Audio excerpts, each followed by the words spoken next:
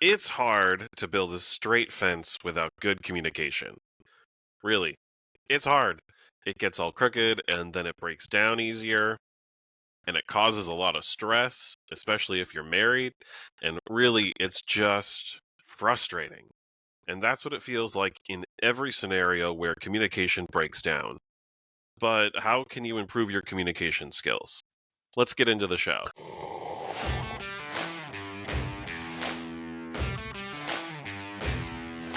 I'm Isaiah Custer, and you're listening to a freshly brewed episode of the First Cup of Joe show, where we explore leadership principles that are tested and proven, uncover the obvious but not practiced, and use our experiences to lay the foundation for you to be an effective leader. Presented by Level Up Courses, a leadership development company with over 40 years of experience that's built to rid the world of toxic leaders.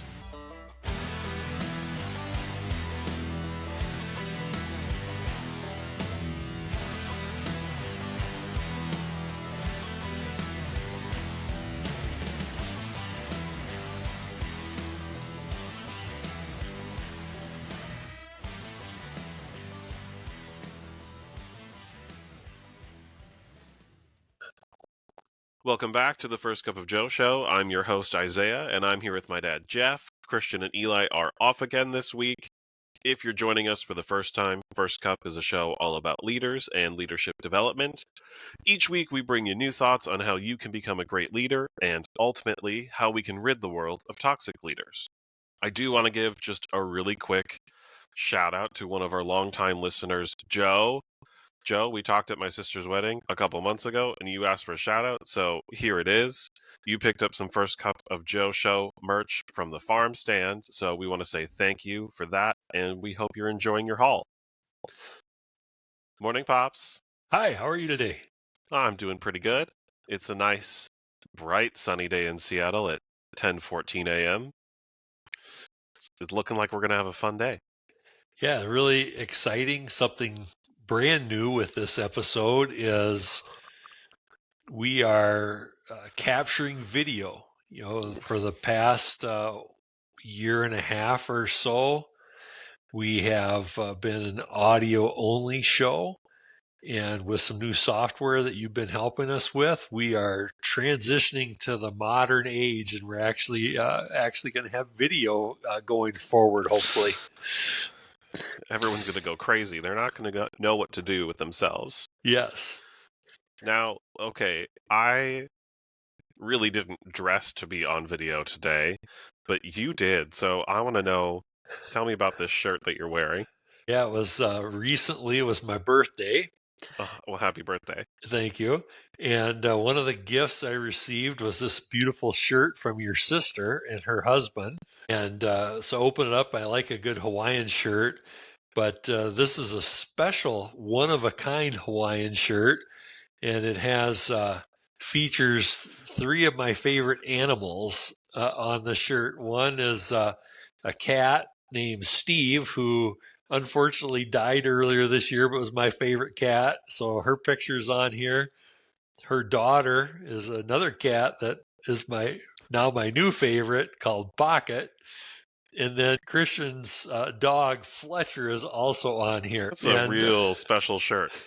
Yeah, so really got a lot of chuckles out of it. It's really pretty fun. Have you worn it out in public yet? Nope. This is the first time I've actually put it on. Was for the show. All right, it's gonna be public now. Yeah. So everyone comment what you think about the shirt. Yes, exactly. Okay. Enough chit-chatting. Let's get into today's episode, where we are talking about effective communication in leadership.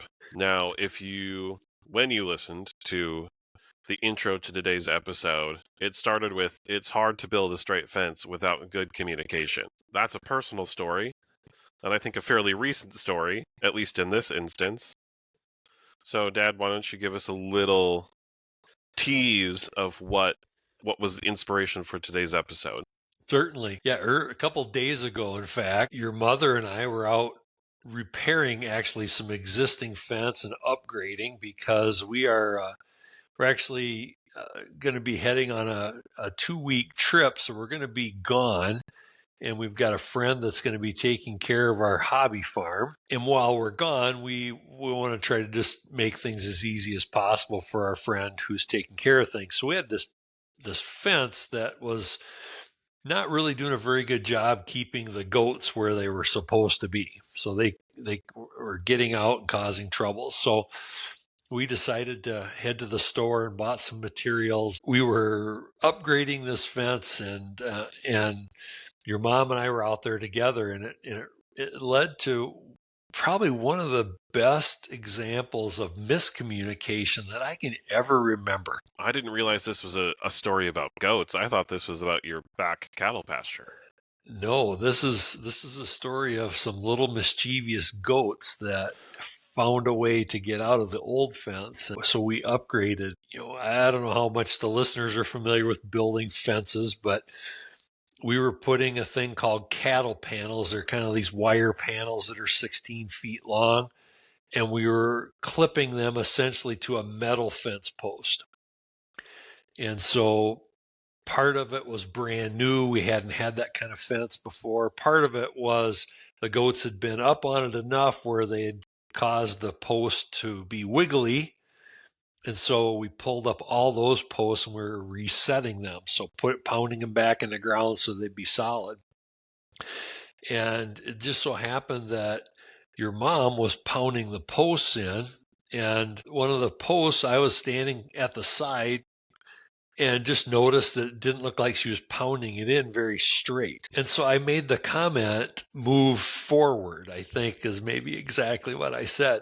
And she actually, while driving this post, pulled it back towards herself. And I was shaking my head, and I'm not quite sure what look was on my face or what I said, but it led to this discussion about the definition of what does forward and back mean. So we stopped building the fence, and we're having this discussion, and we had a 180-degree difference of our definition of what that meant when you were pounding in a fence post. When I said forward, what I was thinking of that is away from me. When I think backwards, I think towards me. And she had the exact opposite definition. And it just struck me, Isaiah, that something so simple where we think communication should be simple ended up being so out of whack that when I said do this, she did the exact opposite of what I intended. So after we chuckled a little bit about that, we started having this discussion about how challenging communication can be. And it really led to this topic. It definitely falls into this idea of the illusion of easy communication. I mean, when you say move forward, if I was that person that was driving that T-post into the ground and you said move forward, I would push away from me. Yep. I would never instinctively think to pull back. Because when you say move forward, I'm going to go in the direction that I'm facing, and I'm going to move forward. And that happens so much just like in the everyday corporate world. Yeah, and I like how you use that term, the illusion of easy communication. Because all the years I spent in the corporate world, you do surveys of employees, and over the course of years, we always got bad feedback about communication. That leadership didn't communicate enough. Leadership didn't communicate effectively. What I observed, and probably what I did at times, a reaction to that is I will just say more. Or I even saw this with leaders. Well, let's create a monthly newsletter because employees are telling us we don't communicate well. So we'll give them a newsletter that in our mind as leaders, we could say, I'm addressing that communication gap that employees are telling us are there. And then the crazy thing is you do the survey the next time and you get the same bad marks on communications. Like, how can that be? I just did a monthly newsletter. I was communicating a lot. And that's where I think we have this illusion that we can ramp up the volume of maybe the communication, but we miss the mark because that's not really what's going on. I like that. It makes me think that like volume does not equal comprehension. Exactly. I also think that there's a world where, as the job landscape is changing and pay parity is changing just across gender, field, even just, titles. I think a word that often gets thrown around is transparency. Yeah. And I think that is one of, I mean, I'll be honest that I have a negative reaction when I hear the word transparency right now. Okay. But I think it is almost like a disservice to good communication in a way. I think it's a word that you say when you want people to think that you're going to give them all of the information, when sometimes people don't need all of the information to be communicated with well. Well, then I'd add to that, yes, transparency sounds all well and good, except as a leader, sometimes there's information that you just can't share for a variety of reasons. It could be confidential information about another employee, could be confidential information about uh, finances. Like, for instance, if you're in a publicly traded company, there are things you can and can't share ahead of, earnings announcements, things like that. There are things that you're going to know as a leader that, at least at the moment, you may not be able to share now. Maybe you have to wait for a good reason, or there may be information you just can't share.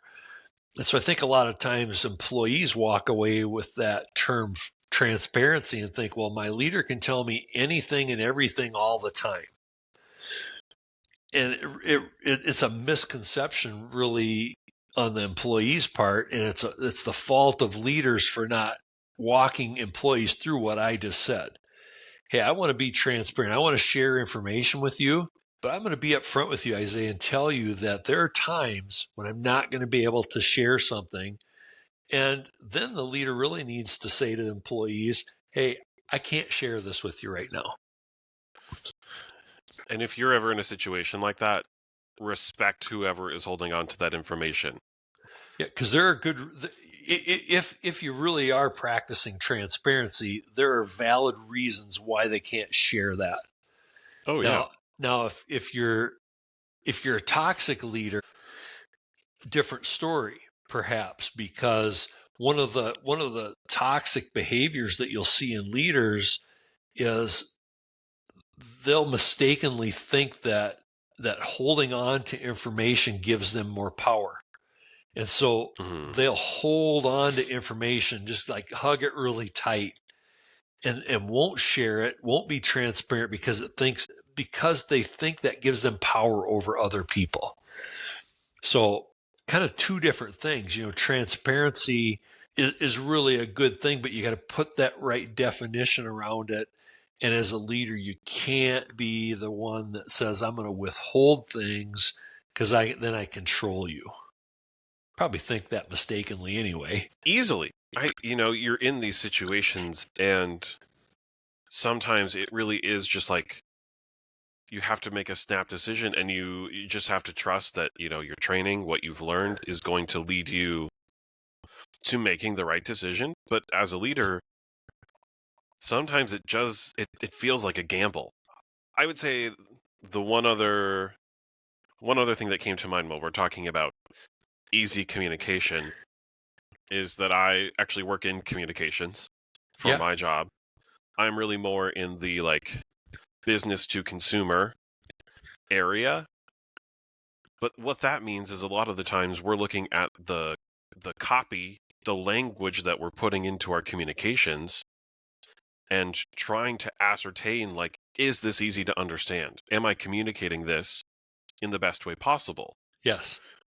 Last week, we were working on an email, and I wanted to include the phrase, lock in the best prices. Someone else in the company who'd been there for much longer than me pointed out that that was a phrase that was used earlier in the history of the company, and there are potentially people that have a negative reaction Okay. to that type of phrasing. So then we switched it to something else that was, in my opinion, like a little less emphatic. Sure. But the phrase lock in would not have performed well with this particular group of people. Yeah, so understanding your audience is key. No different with employees. Understanding as a leader, understanding that audience is so important. Correct. So you've already given us a little bit of the personal story of you and Mom and your miscommunicating fence. Yeah. Did you talk about the resolution of the fence already? And I just already forgot. Well, we realized that in our heads we were thinking about the same words in exactly opposite ways, and we really chuckled about it the whole rest of the time we were out there putting the fence up, and just how easy it was to miscommunicate something that for both of us seemed really simple, and yet so that really was the end. And in the end, we the fence got put up, and the goats were kept on the right side, and our friend hopefully will have a good experience while we're gone. And we got a good chuckle out of it, but also it was just a really great reminder of how critical it is to be effective in how you communicate. I'm intrigued to know if there was any digging deeper of why Ma thought that move forward meant come closer to her. We talked about that a little bit, and it's just the way she thinks about it. And I mean, I don't know if there's anything deeper to it than that. It's that, you and I, we thought about it the same way, and for some reason in her head, she thinks about it backwards. Honestly, I think that's kind of maybe the answer I was hoping for. To me, that's actually like a really great mini leadership lesson where I am reminded that sometimes people just think about things fundamentally different than me. Yeah. And I'm not always going to understand that. Like internally in my head, I'm not going to be able to process. That's never going to make sense to me. Yeah. But if I can know that that is how they process information, I can be a better communicator moving forward. Yeah. Like I said, we were chuckling about this, and she put in a couple more posts, and and we were laughing at each other a little bit about the whole thing. But going forward, I didn't give her any more verbal instructions as I was observing to try to get the post straight. I pointed, and so I communicated in a different way that we both understood the same way, and we just kept laughing because it just, again, I think this whole topic, you think, well, how difficult can communicating be? And yet here is an example where, when I changed my style of how I communicated, now we both knew what I was wanting. So even the word, just how you think about words can be different than someone else. Pointing, we both knew what that meant. Hey, this is Isaiah, guest on the First Cup of Joe show. I hope you're enjoying today's episode. Did you know that you can support us with a small monthly contribution? We spend a good number of hours every week putting the show together and want it to be valuable to you. If you've learned new leadership skills or ideas from us here on the podcast and have $1 or $2 to spare every month, we hope you'll consider supporting the show. Go to levelupcourses.co/firstcupofjoe and click on the support button to set up a monthly contribution. That's levelupcourses.co/firstcupofjoe. This feature may not be available in all countries. And now, back to the show. I mean, I think that's a great problem-solving component to this story, which it leads me down this path of when you think about leaders in modern day organizations, businesses, the methods of how you communicate are just so vastly, I don't know, enormous. You could be in person, you could be on the phone, you could be instant messaging, you could be sending an email. And in all of those methods of communication, you come across different. Yeah. I like to think that I'm a pretty funny person. At least I think so in my own head. Yeah. That can come across in person or on the phone, but that does not always come through in text or in a direct message. The Yeah. tone of your words truly does change how someone else interprets them. So Yeah. when you're talking about being a good communicator, understanding that the medium that you're using to communicate with your direct reports, with other peers, with anyone, is going to play a huge role in them being able to understand what you're trying to tell them.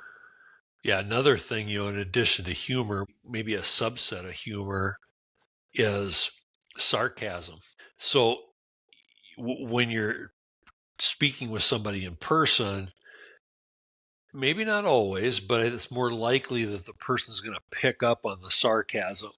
And as soon as you get to some other form of communication that's not in person, I can't see you, can't hear your tone of voice, you have to be really cautious about sarcasm because you aren't sure how people are going to interpret it. I even think you run some risk in person with using humor and sarcasm because some people just think about things differently. And so, those are all things to really be aware of. For better or worse, I've had many instances where I've been writing an email to someone and I want to say agonized. I don't think it's really as dire as that word makes it sound. Yeah. But I'll sit there for like 5 or 10 minutes, like going back and like making small, tiny edits just to really make sure that what I'm trying to communicate isn't misunderstood. Yeah. Because I tend to have a problem with, I know what I'm trying to say in my head, but Yeah. what makes it out of my mouth doesn't always equal what I'm thinking in my head. So I always know what I'm trying to say, Right. but that doesn't mean that the person I'm talking to or communicating with does. And that Yeah. leads to Yeah. bad communication. Yeah, because especially I think about in the written sense, you're typing out what you're trying to say, and while you're typing, there maybe there's gaps in the story, and for you, you're mentally just filling the gaps in because But then that person is reading it doesn't have all those mental fill-ins that you do. It can be really tricky. And I don't always get it right. And I don't think that you ever will. Right. But it's always going to be a learning process, and the best thing that you can do is try to be better than you were the last time. Yes. So we've been going in about this. I want to talk about some strategies now that you could implement as a leader to have effective communication and to minimize your toxic traits.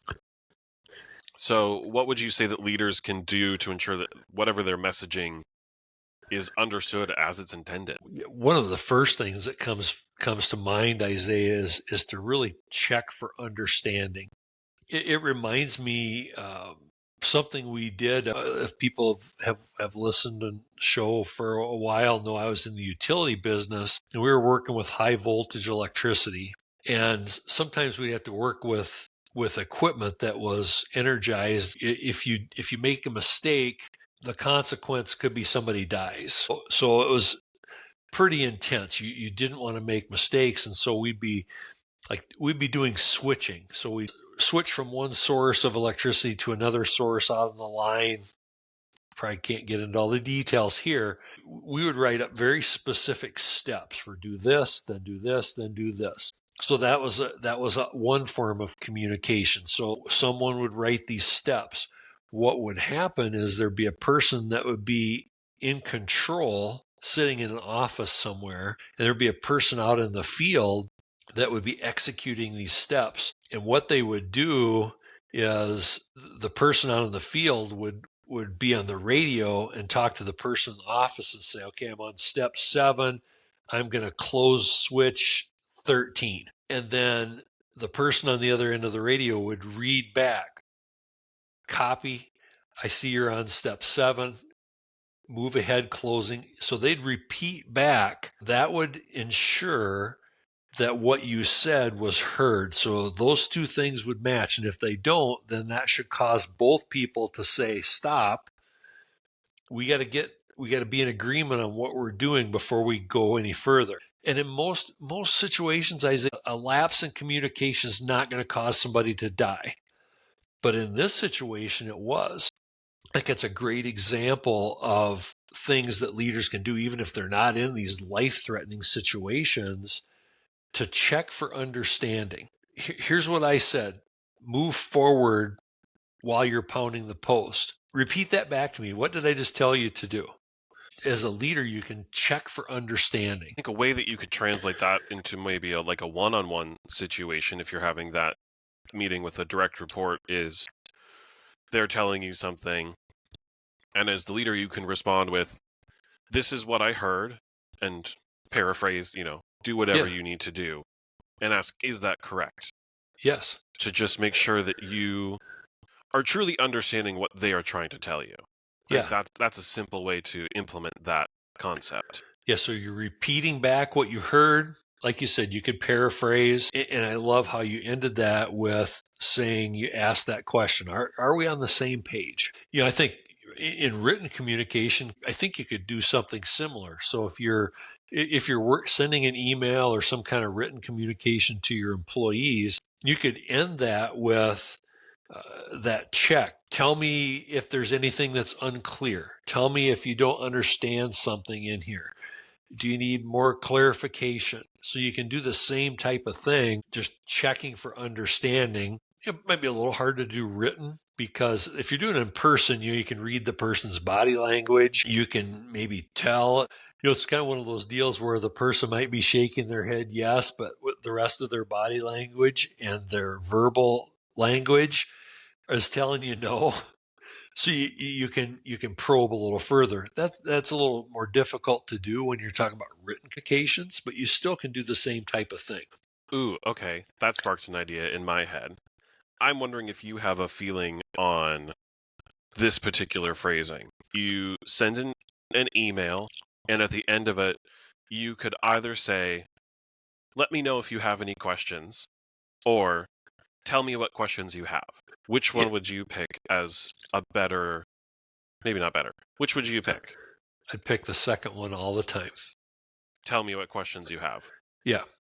Why? Well, so the first one, neither one's really a question, but they're both implied questions.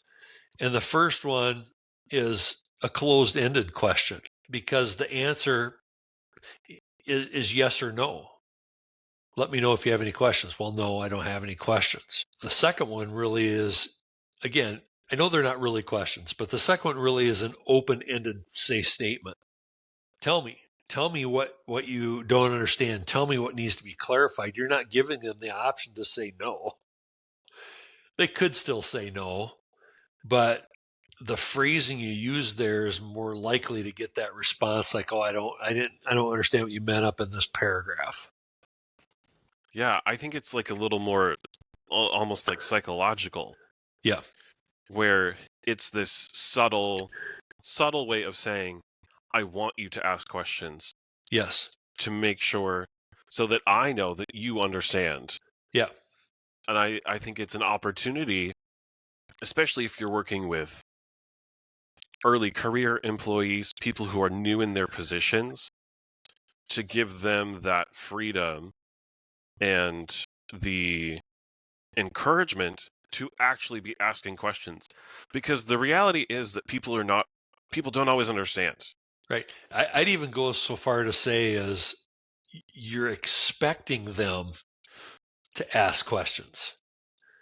It's not just you're giving them the opportunity. You as the leader, when you phrase that response that way, you're saying, I'm expecting you to ask questions about this. Because, just think about, like you talk about that new employee, they come in, they're all wide-eyed and everything's brand new. And, the people working around them seem like they know everything and kind of know how things work. And I think most people in that situation are going to say, oh, I'm going to kind of keep my head down. I'm not going to ask a lot of questions because I don't want somebody to think I'm stupid. I don't want my boss to think I'm stupid, that I don't understand. How ripe of a situation is that for miscommunication? Because that person's not going to ask a question because they don't want to appear stupid. Which really sucks. Yeah. Yeah, but you as the leader, Isaiah, set the tone for that. If you set that expectation that, yeah, I know you're brand new and I know that you don't know everything, so I want you to ask me questions. I expect you to ask me questions. If you don't understand, I expect you to bring it up. You set the tone for that, and if you keep at it, pretty soon that person's gonna do those things, and they're not gonna be worried about what you're gonna think about them. Yeah, that's great. I have no notes on that. So, I mean, that's directly speaking to the question I was going to ask next, which is how can leaders create an environment where employees feel comfortable seeking clarification? So, really, it's up to the leader to really set that expectation. And in this example, if you do have a new hire, you're likely the one that hired them. You know what parts of the job they are qualified for and what parts are going to be growing moments for them. Yeah, So you likely already have that sort of understanding. So use that to your advantage. Set them up. Poke at those places where you know that they aren't quite there yet because they're not going to get there on their own. Yeah, and I think closely intertwined with that thought is the other thing leaders can do to help in this area is to build a high degree of trust. So you just think about that. Move on from the new employee and just say you got a seasoned employee, but you have a low level of trust. You have a low level of trust in that relationship. I'm not going out on a limb to ask you clarifying questions because I'm not sure I trust you. So if you ramp up that degree of trust, now we have this relationship where, I'm comfortable enough to even ask you things I think might be dumb questions. You want that level of trust high enough to where employees will ask things that they think are the dumb questions. They don't keep them to themselves. So how would you say, let's keep going with this, you've got a seasoned employee. Likely that's someone who's been around the block, been through a few, yearly reviews. Hopefully you're also doing one-on-one instant communication if you're having issues or if you're having successes, because you shouldn't be waiting to tell people if they're doing good or bad one time a year. That's bad leadership. Toxic. Yep. Toxic. What role do you think that feedback plays in effective communication with that longtime employee? It goes a long ways to building trust that we just talked about, where if you're giving good feedback, and my thumb rule for feedback is you should be giving 10 attaboys, attagirls to every one you could do a little better in this area. That's not what usually happens with leaders. What usually happens in one-on-one conversations is the leader saves up all the you should do betters till you do that couple time a year review, and you've not done a good job with the pats on the back, and then you get to those situations and you say, well, Isaiah, you really need to do better at this, and this, and you walk out of that thing just like beat down. If you pay attention to the 10-to-1 thumb rule, now the employee is going to come into that situation knowing they're not going to get beat down because they've got a lot of pat on the backs along the way. And then what that does for you as a leader is when you do have that, hey, Isaiah, here's this one thing I really have noticed that you should improve on. It doesn't feel like a beat down. It feels like, okay, my leader has observed this, cares about me, and wants to help me improve in this area. That really, I think, is the secret for leaders to improve that communication, because that also is going to help support the trust. because I know my leader's not just going to whack me when I go into my review. That's not how it works. And so now the communication going both ways, I think, gets to be better and better. We've talked a little bit about, as part of the tools and techniques that you can implement to be an effective communicator, is asking some open-ended questions. That is the let me know versus the tell me. We just talked about doing more regular check-ons, one-on-ones, and giving that 10 to 1 thumb rule of 10 good jobs to every one. Here's an area that you could improve.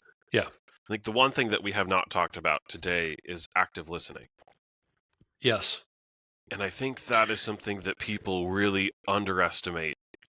Both the necessity of, but also how much of a learned skill it is. Yeah, and think about this, so many leaders have this bad habit of looking at their phone and looking at their computer when they're doing a one-on-one. Not only are they not actively listening, they're not listening at all because they're doing something else. And I do think that you touched on active listening earlier when we talked about checking for understanding. I think that's a key component of that active listening, that you're telling me things. I'm encouraging you to tell me things. I'm acknowledging that I heard you. And like you said, I'm repeating back in some way to check that, did I understand you correctly? And it's a two-way street. That really, for things to work really well in communication, that happens. All the things we've talked about really happen both ways. The leader and the employee are both doing these things, have those skills. That's going to put your communication in a pretty rare place. Very rare, but really it's the goal. Yes. So I want to move on to talking about overcoming some common barriers that you have to effective communication, specifically in the workplace. Yeah. So is there one that's coming to the top of your mind for that? The first one that pops into mind are leaders who don't understand it, really any of what we've talked about very well. And their idea of communication is very much one way. Especially, I'll go back to doing the newsletter, because I've worked with people before, leaders before, that would say, I did a great job communicating because we have this great monthly newsletter. We do a weekly email on what's going on. And in their head, they think that's effective communication when we haven't talked at all and proposed anybody do a weekly email or a newsletter. And I'm not saying those things are bad, but leaders fall into that trap to think if they do those things, they're effectively communicating. And I would say that they're not. I would agree. I'm just trying to rack my brain right now of what is a common barrier to effective communication? I'll give you a second one. Okay, great. Giving me time to think of a third. Yeah, I'll give you a second one in that, one real cliche that you'll hear leaders talk about is I have an open door policy. My door is always open to you, dear employee. When in reality, even though physically the door, I'm not talking about the physical door, but the reality is that door really open? Or are you so busy as a leader working on whatever that you don't make time and prioritize the two-way effective communication things that we've talked about today? And so that, I think, is a huge barrier, because even though the physical door might be open, the employee might still feel really uneasy going through that door because they have maybe in their mind they don't want to bother you. They know you're busy, and you effectively shut them out. Yeah, I think that's a good one. I mean, it's bad, but that is a good example of a barrier. Yeah. I would go back to mistrust. I think that is going to be a common barrier to effective communication. And I want to throw out maybe insecurity. on the part of the leader, not feeling like they know enough or are in the right position or can't be a good communicator. Yeah. So maybe that's more of an internal barrier for a leader.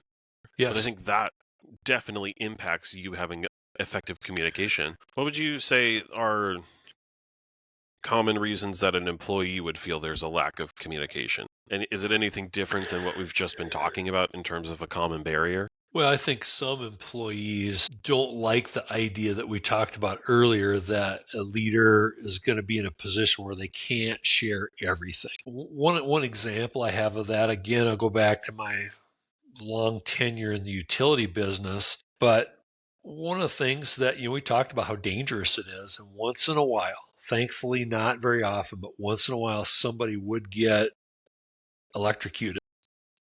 Maybe not die, but would be injured. And this is where I think I found employees really ended up displaying this mistrust of leadership, because I always said the grapevine works really well. Probably the same at most organizations. The grapevine works really well. So if someone got hurt and was in the hospital, it seemed that everybody knew about it like almost instantly. And then what would happen is those employees, this would be an exaggeration, but employees in that situation, they wanted the answers about what happened right now. The event happened an hour ago and they want to know everything that happened. Events like that sometimes take some time to figure out. You need, to really figure out what happened. Maybe the employee's unconscious in the hospital. So you can't talk to the employee to find out what happened. Maybe nobody else saw what happened. And so there's also some liability type things, like you got to, that employee's in the hospital. People want to know how they're doing. Well, there's some liability issues. There are HIPAA laws that are in place. So employees, though, in those situations, when I was in those spots, got really frustrated with leadership because they wanted answers and they wanted them now. And in the leadership role, we weren't in a spot all the time where you could provide what they wanted. And so that sowed that distrust. And I think it spilled over into other things, because then the employees got thinking, well, if the leaders aren't willing to be open and transparent about this, what else are they hiding from us? I think that was the mentality a lot of times. It was hard because that led to the survey answers where employees said leadership does a poor job communicating. They would point to the example I just gave. I think that's a hard thing. And it's where you have to have that discussion with those employees, and we would do it, but they didn't always.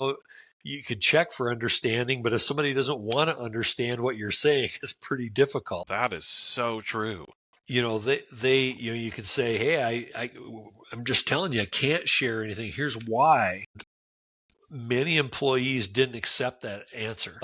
They thought that leadership was hiding something from them. And so, that goes back to trust and building trust, to say, when I tell you I can't tell you, there's a good reason and you need to trust me. But that wasn't existent in that situation. Ooh, that's tough. Yeah, it was really difficult. I would just tell all the people listening, I'm not sure we ever came up with the good solution. It was always a cause of mistrust and tension. Yeah, it's just a crappy situation. Yeah. All around. Yeah. We've given a lot of personal examples today about how we have either been effective or not effective at communicating. Exactly. And I think really every opportunity you have is an opportunity to be an effective communicator. But you're not always going to make it happen. Sometimes there's going to be misunderstandings. And that's when you have to fall back on the multitude of skills that a great leader needs to have, which some of them that are going to help you in this situation, is building trust with your direct reports, with the other people at your company, business, home, whatever. This is applicable to all parts of your life. It's not just in the workplace. Yeah. We can be leaders wherever we are. You're going to be building trust. My mind is going blank. What else would you throw in there? Remember, leaders, that communication's a two-way street, and don't assume that the other person that you're talking with or communicating with understands what you're saying. And I would go so far to say that if you don't check for understanding, you really haven't communicated. Ooh, that's convicting. I like that. Reflect on your communication practices because Dad, before we started recording, said too often we think it's easy to improve communication, and it can be, but maybe not in the ways that you think. So really look at how you're communicating, look at how what you're communicating is affecting the people around you, and if they really are understanding what you're trying to communicate. And if you're still having issues, come back and listen to this episode again. Yeah. Glean something new. Reach out to us. We would be more than happy to help you work through building better communication methods so that you're eliminating those toxic traits of a leader and becoming the best leader that you can be. Pops, is there anything else that you want to share today or final thoughts on how to be an effective communicator? I think you summed it up really well. What I did want to share with the viewers and listeners is we've got a crazy busy schedule here over the next several weeks. Going to be traveling out of the country for a while. So, listeners, what we're going to actually take a few weeks off as far as publishing new episodes, just as we're running around all over the world. But what we're going to do is we're not just going to leave you hanging. We're gonna actually repost some best of episodes, a few of our favorite episodes from our archives that we think it'd be really worth your time to take a listen to again. Right on the money. We're taking a summer break. Like you said, you're traveling. The rest of us have lots of other things that are going on. It's about to be fair time in Minnesota, so, Yeah. go outside, go to a fair. Like Dad said, we'll be posting some of our favorite episodes over the next month and a half, and we'll be coming back at you with freshly brewed episodes in September. So be sure to keep tuning in weekly on Wednesdays to hear more from the First Cup of Joe show. Thanks for listening and grabbing a cup of Joe with us. If you enjoyed today's episode, make sure to rate it, and while you're at it, subscribe or follow the show on Spotify, Apple Podcasts, or wherever you're listening from today. Then you can head on over to levelupcourses.co and schedule a time to get on the horn with us. You'll want to grab a free 30-minute session if you're a new leader and feel overwhelmed by your new role, if you're a seasoned leader encountering a new problem that's eating at your time, or if today's topic about effective communication resonated with you and you want to dive deeper. We want to help you be a great leader, and today is the day to start. So visit us at levelupcourses.co to schedule your free session. As always, keep your mornings early, your coffee cup full, and keep leveling up.